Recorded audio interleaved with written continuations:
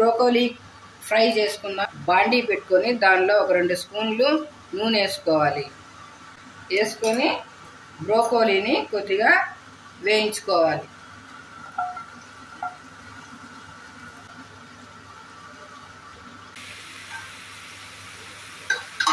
ఇలా ఒక 3 నిమిషాల పాటు వాడ్చుకున్న తర్వాత ప్లేట్లోకి తీసుకోవాలి.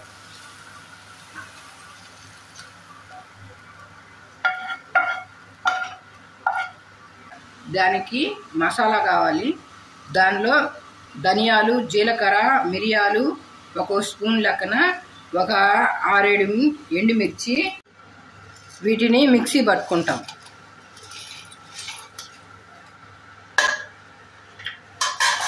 ఒక 3 స్పూన్లు ఆయిల్ వేసుకోవాలి. ఆయిల్ వేసుకున్న తర్వాత పోపు దినుసులు వేసుకోవాలి. ఆవాలు, మినపప్పు, జీలకర్ర.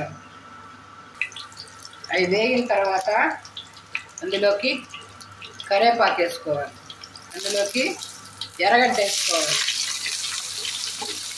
ఎర్రగడ్డ వేసుకొని కొద్దిగా వాడుకోవాలి. అందులో కొద్దిగా సాల్ట్ వేసుకోవాలి. ఇవి వేగిన తర్వాత అందులోకి టమాటా ముక్కలు వేసుకొని కాసేపు వేయించుకోవాలి.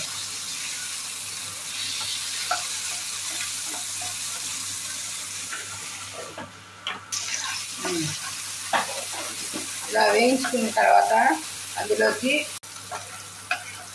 అల్లం వెల్లుల్లి పేస్ట్ వేసుకోవాలి. ఎండుమిరపకాయలు, ధనియాలు, జీలకర్ర, మిరియాలు కలిపి పేస్ట్ చేసుకున్న దాన్ని దానిలో వేసుకోవాలి. వేసుకొని కాసేపు ఫ్రై చేయాలి, పచ్చివాసన పోయేదాకా. అందులో కొద్దిగా పసుపు పొడి వేసుకోవాలి, కొద్దిగా కారం వేసుకోవాలి.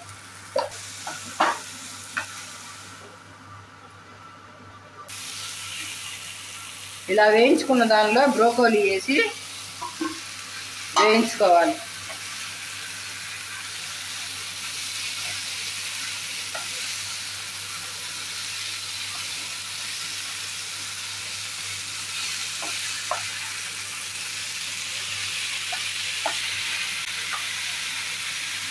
ఇలా వేగిన తర్వాత దీనిలో కొద్దిగా నీళ్లు పోసి ఉడికించుకోవాలి. మూత పెట్టి సిమ్లో ఉడికించాలి ఒక 10 నిమిషాల పాటు.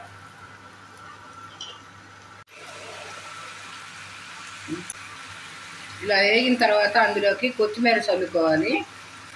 కొద్దిగా గరం మసాలా పౌడర్ వేసుకోవాలి.